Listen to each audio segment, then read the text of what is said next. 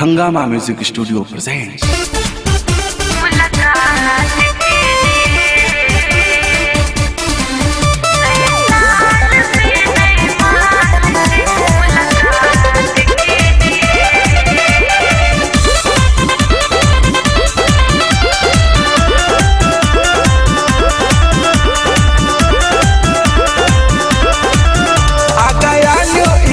जरा सुनो डिया, आ गया न्यू ईयर, जरा सुनो डियर, विश करो देखे किस मुझे बना लो लवर, आंखों आंखों में ही हमसे बात कीजिए।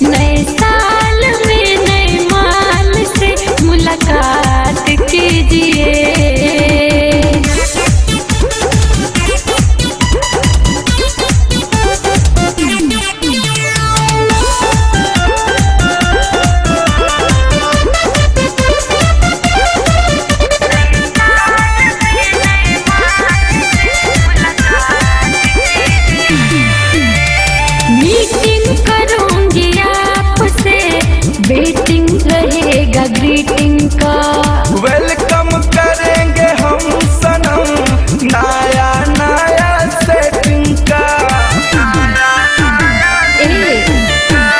मीटिंग करूंगी आपसे, वेटिंग रहेगा ग्रीटिंग